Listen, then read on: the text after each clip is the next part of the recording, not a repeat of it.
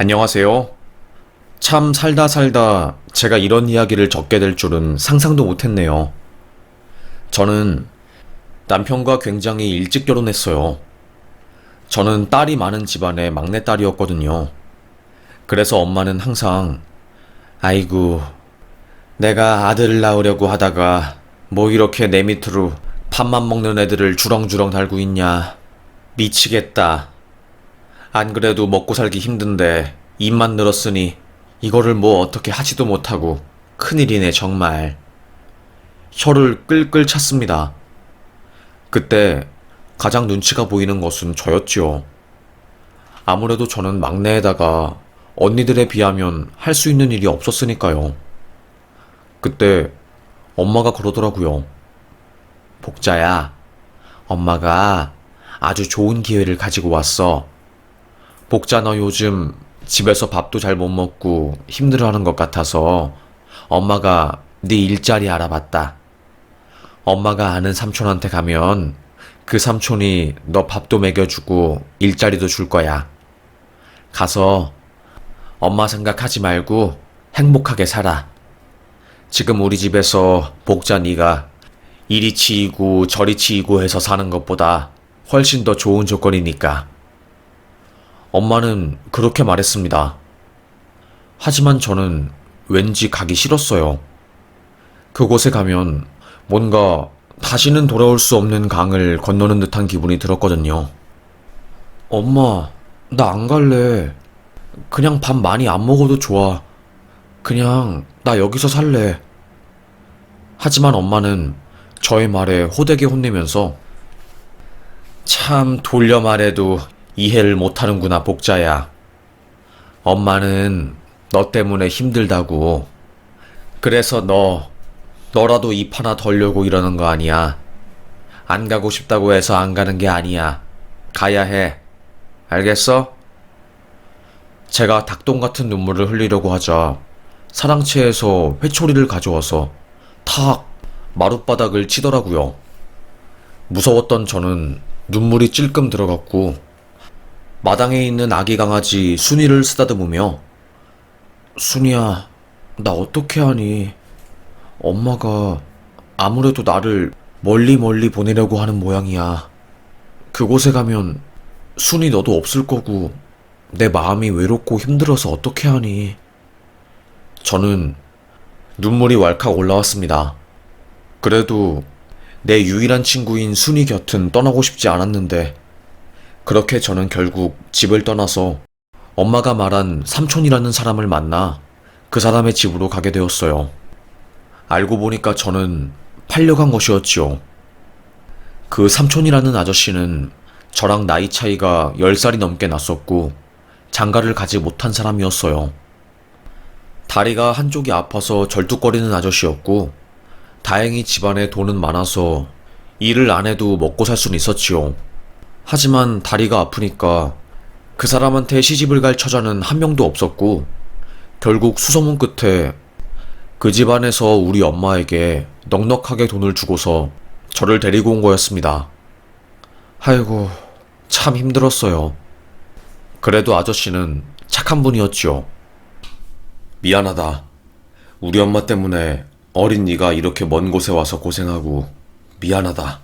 아저씨는 저를 건들지 않았습니다.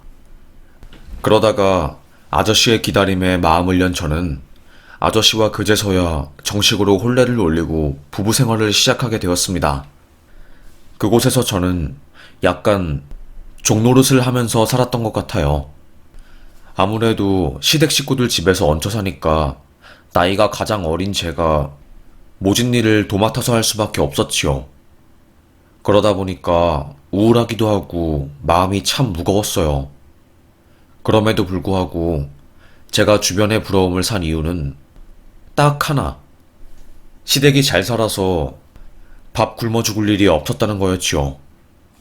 아무래도 그때는 흰쌀밥이 귀하기도 하고 심지어는 미군한테 식량을 받아서 옥수수죽을 해먹거나 그랬는데 저희 시댁은 항상 흰쌀밥을 먹었으니까요.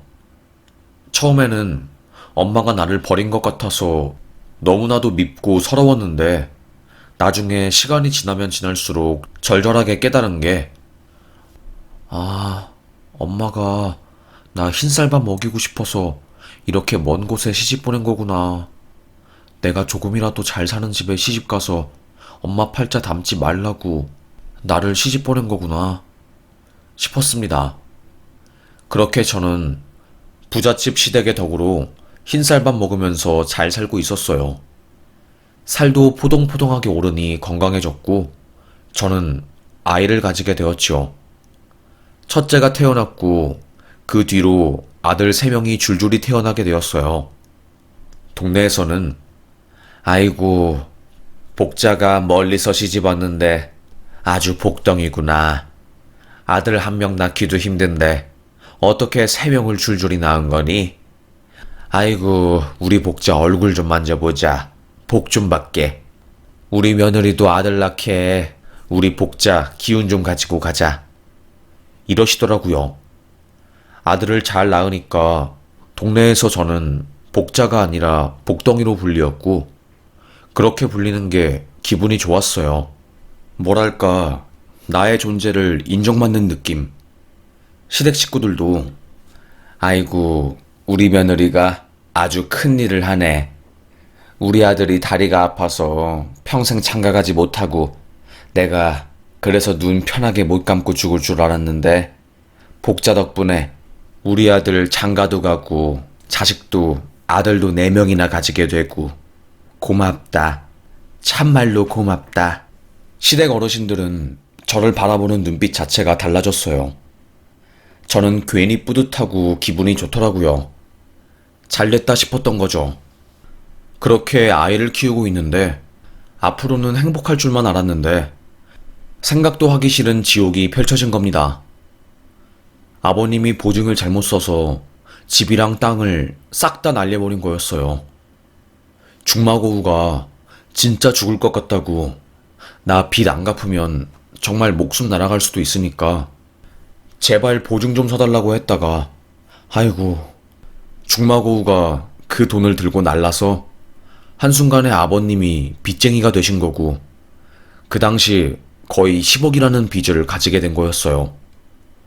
진짜로 어마어마하게 큰 돈이거든요. 절대로 가볍게 볼 수 없는 정말 큰 돈이었는데 너무나도 청천벽력 같은 소식에 아버님은 뒷목을 잡고 쓰러지셔서 결국 1달 만에 돌아가시고 어머님은 돌아가신 아버님을 대신해서 뒤처리를 하다가 결국 참다 못 견딜 것 같아서 파산 신청을 하다가 그 과정에서 어머님 또한 쓰러지신 겁니다. 아버님과 마찬가지로 스트레스로 인한 심장 과부하 그리고 뇌출혈이었어요. 한순간에 어머님 아버님이라는 대기둥이 박살나버리고 온 집안의 기둥이 무너지면서 저와 남편의 인생은 송두리째 흔들리게 되었지요.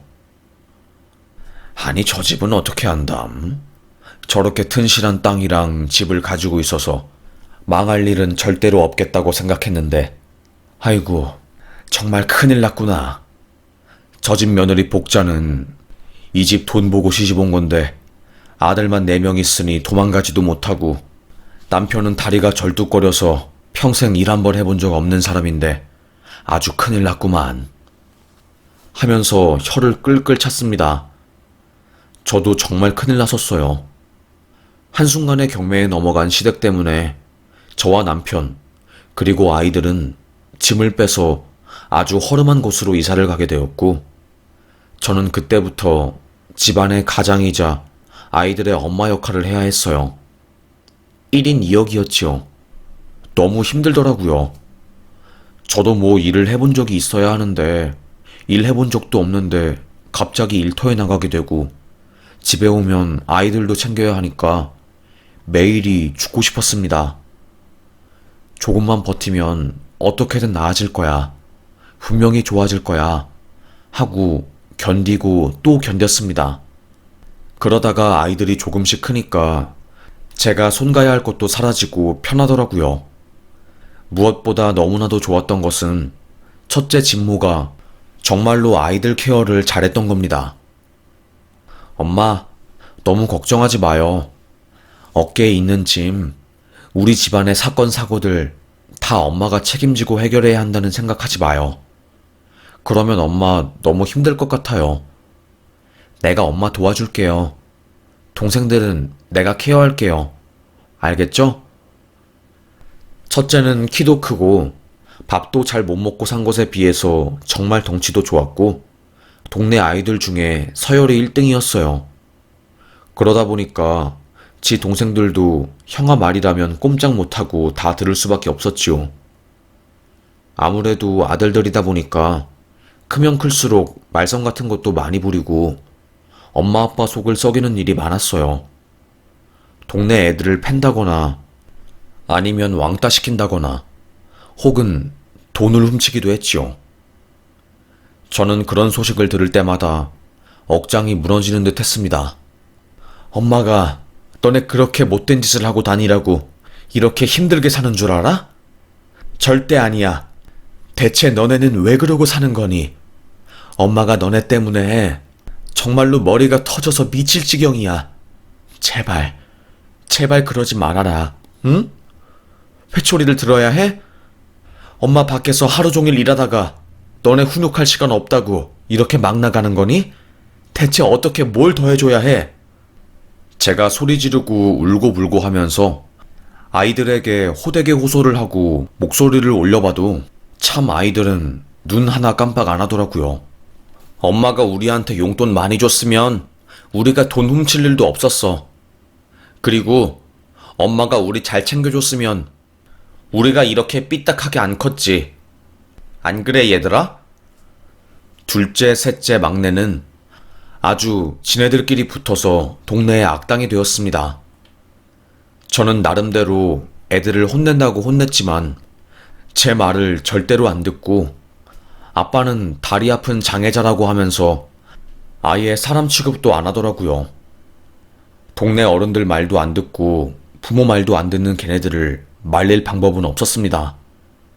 하도 근심 걱정이 얼굴에 쌓여서 저를 보는 사람들마다 아니 복자씨 얼굴 안색이 왜 그래? 무슨 일 있는 거야? 뭐 요즘에 안 좋은 일 터졌어? 너무 표정이 안 좋은데? 어떻게 하면 좋아? 사람들은 전부 저를 걱정했습니다.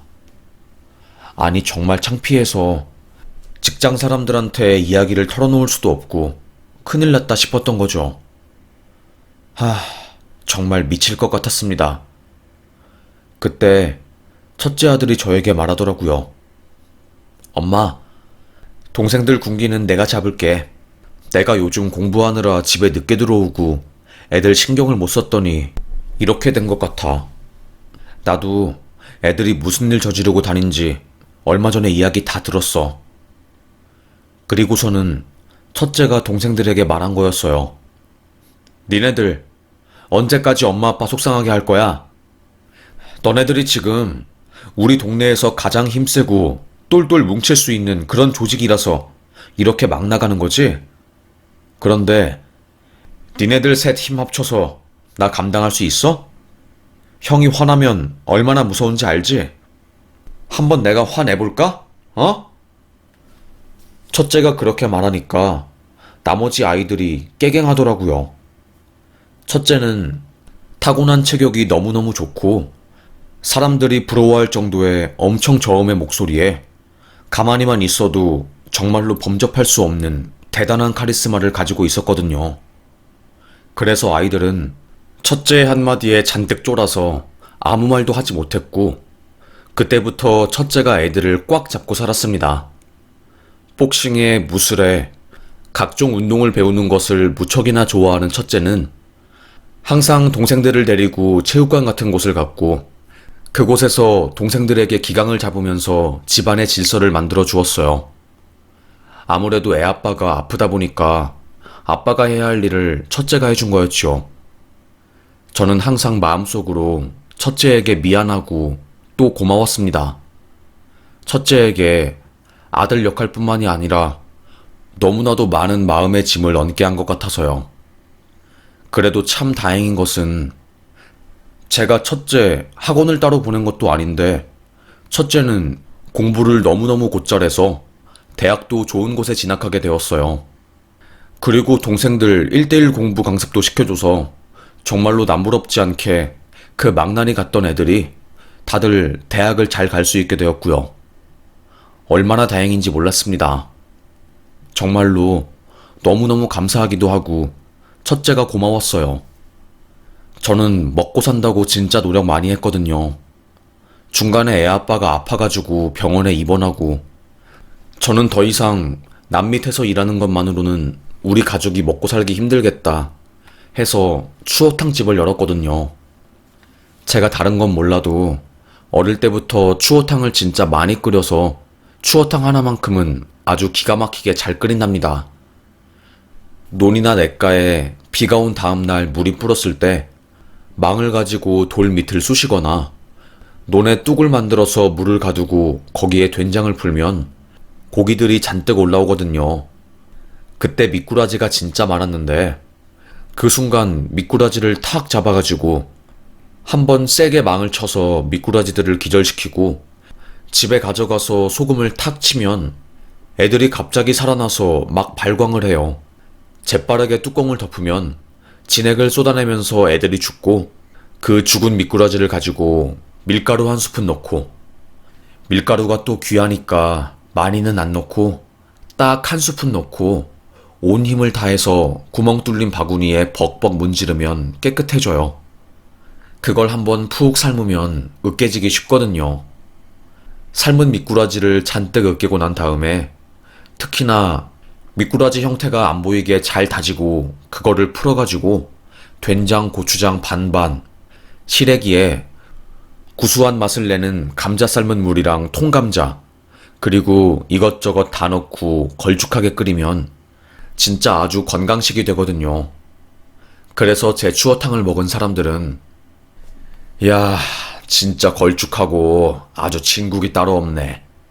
내가 이 추어탕만 먹으면 힘이 불끝나고 아주 건강해진 기분이라니까. 우리 복자 추어탕 먹으면 하루가 든든하니 기분이가 아주 좋아. 하고 엄지척을 날리고는 했습니다. 그렇다 보니까 저는 제가 가장 잘할 수 있는 추어탕을 만드는 가게를 오픈했고 그게 소위 좀 잘 팔리면서 살림살이가 나아졌어요. 추어탕 팔아가지고 아이들 대학 보내고 밥 해주고 했다고 해도 과언이 아니었죠.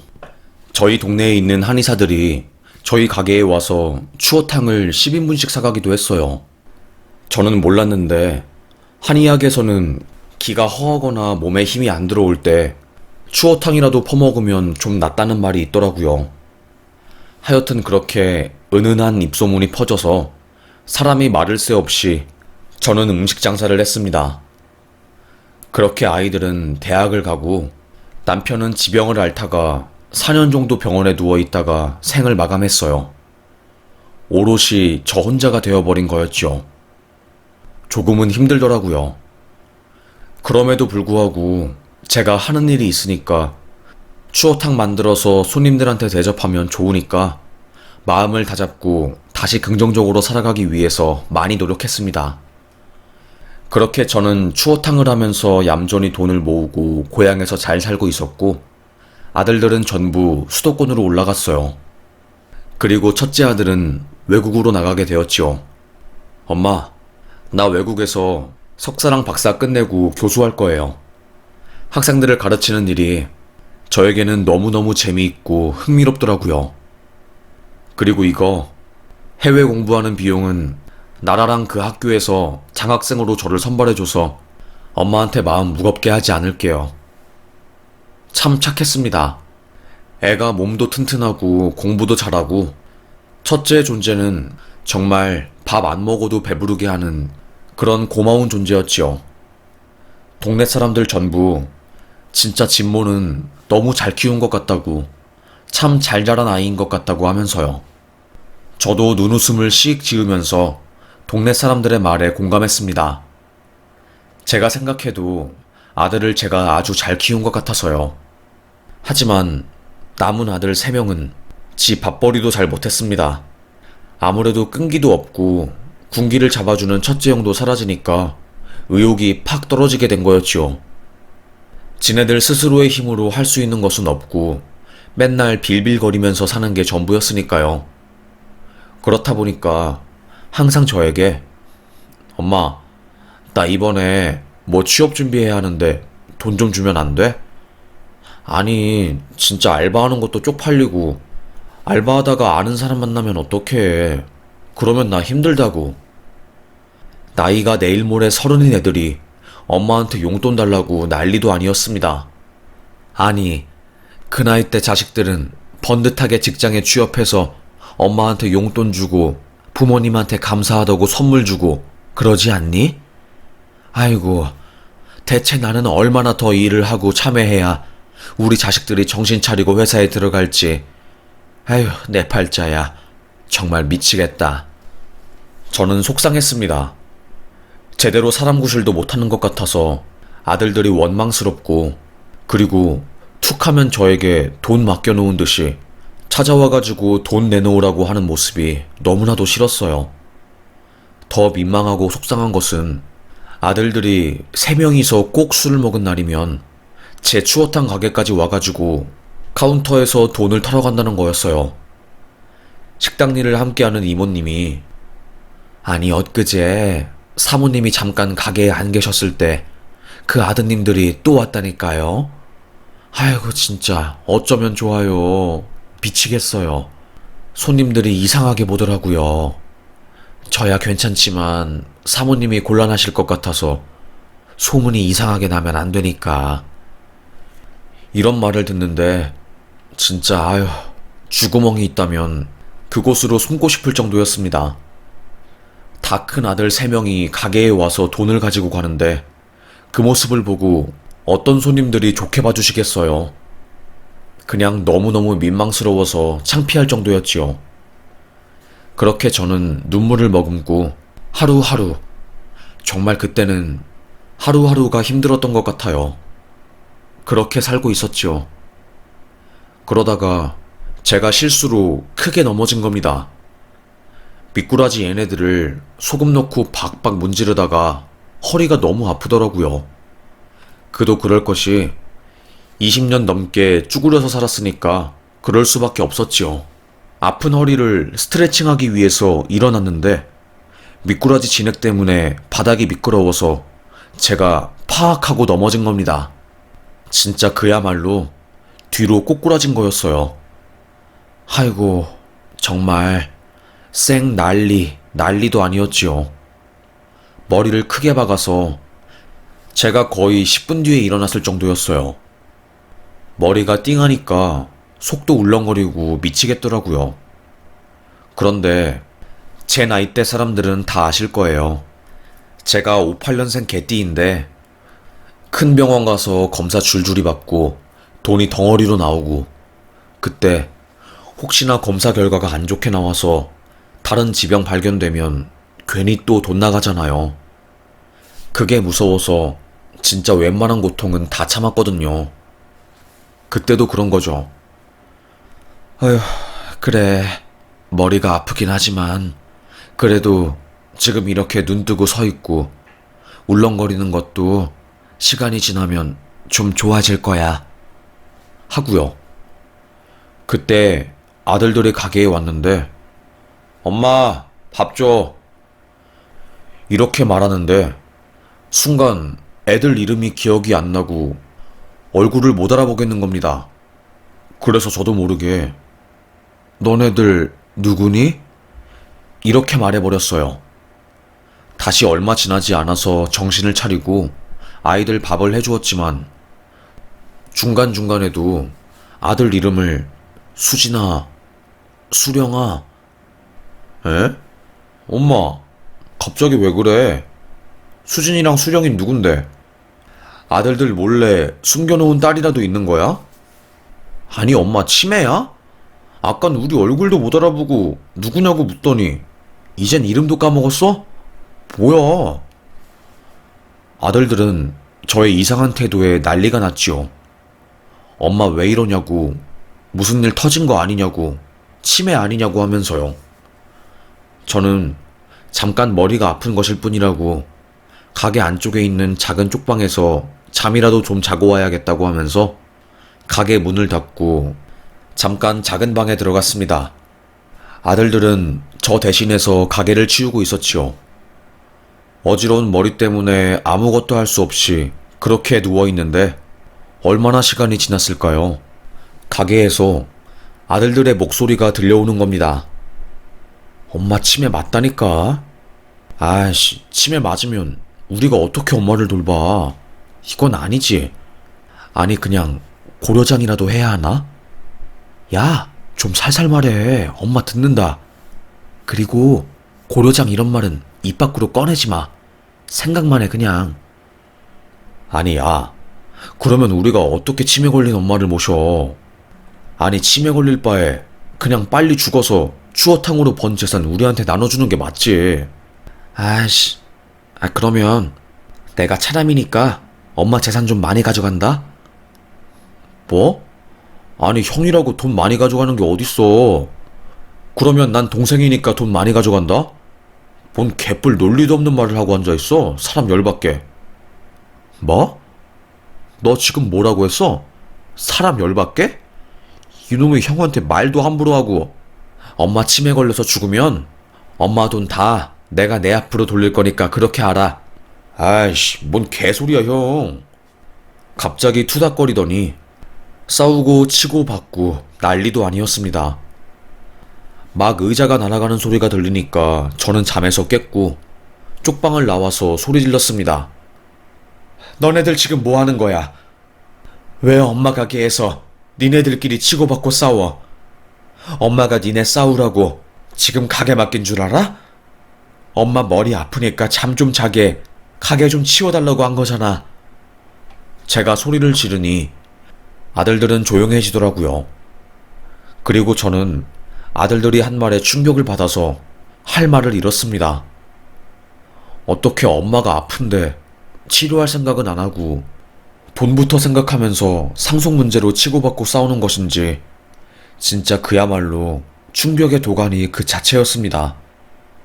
너무나 믿을 수 없는 그들의 사고방식과 아들들의 행태에 저는 내가 30평생 자식들 위해서 일만 하면서 살았는데 이거 다 개뿔 필요도 없구나.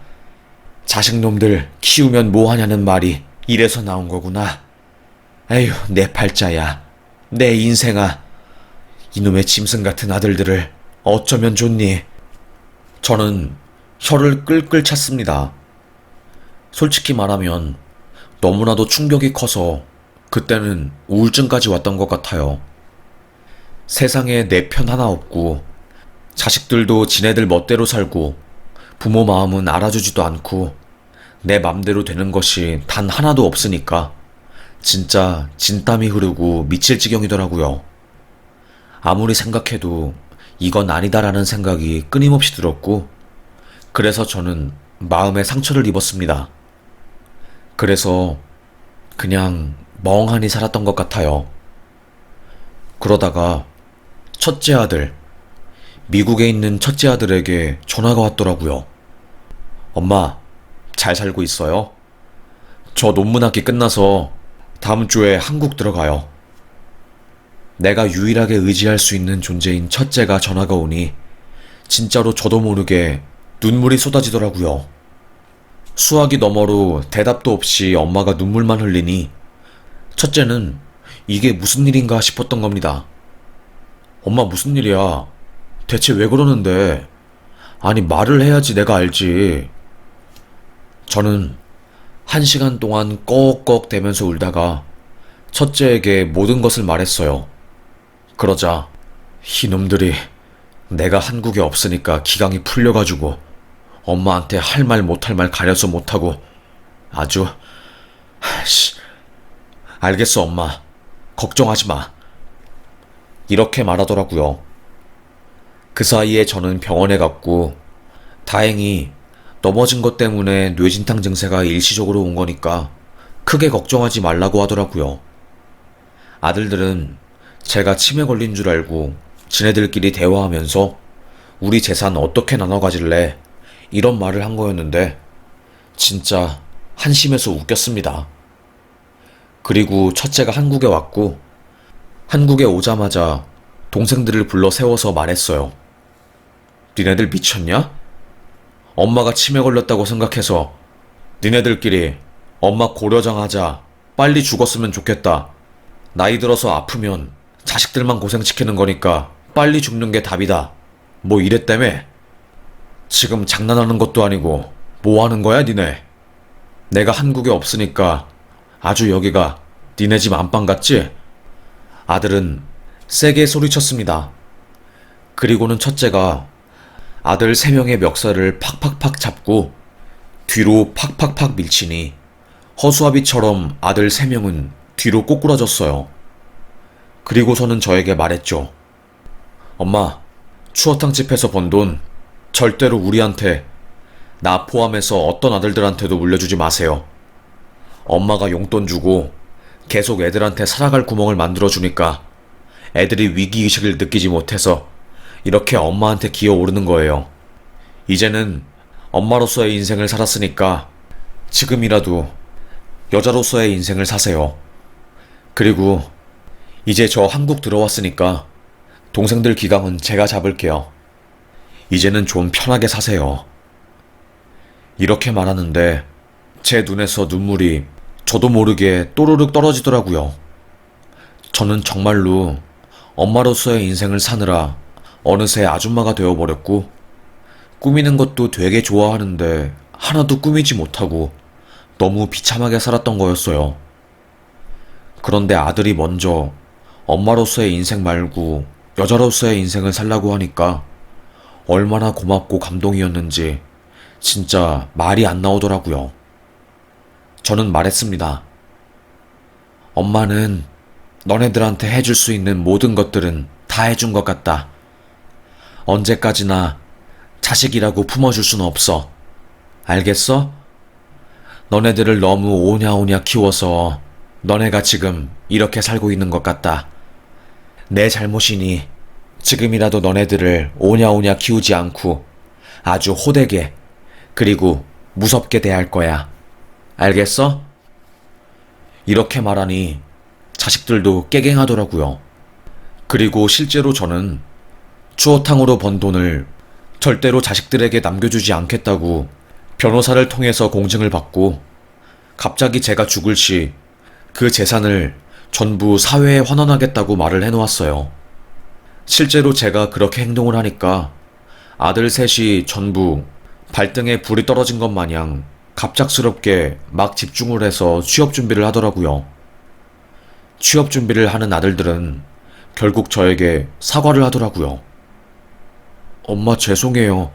저희가 엄마가 힘들게 추어탕 끓여서 돈 버는데 도와드리지 못할 망정 그 추어탕집을 믿고 너무 저희가 막무가내로 행동한 것 같아요.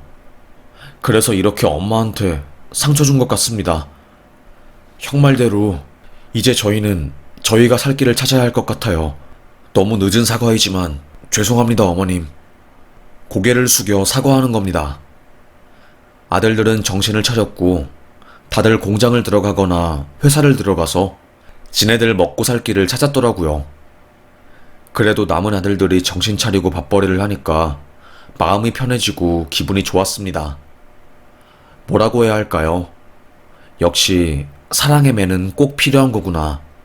이런 생각이 들더라고요. 참 다행이었지요. 그렇게 저는 첫째 덕분에 아들 3명이라는 아주 거머리 같은 존재를 딱 떼어버리고 제 인생을 살 수 있게 되었어요. 그동안은 참 많이 힘들고 울고 싶었던 날들도 많고 누군가에게 기대고 싶고 외로웠는데, 이제는 아들들이 다 자기 먹고 살 길을 찾으니까 더 이상 힘든 게 없습니다. 너무너무 하루하루 감사하고 그냥 소중하네요. 그리고 추어탕집도 요즘 들어서 더 잘 되고요. 얼마 전에 첫째가 엄마 건강 챙겨야 한다고 하면서 저를 대학병원에 데려가서 검진을 해주었는데 정말 다행히도 몸에 이상은 없다고 하더라고요. 이제는 저요, 가을에는 단풍 구경 가고 겨울에는 눈 구경 가고 봄에는 꽃놀이도 가고 여름에는 바다나 계곡도 가면서 인생 즐기려고요.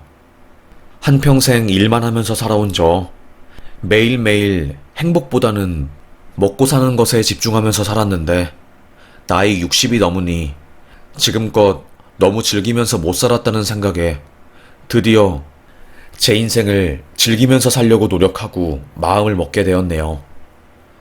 놀 수 있을 때 놀아야 한다는 말이 뭔지 절절하게 깨닫게 되었습니다.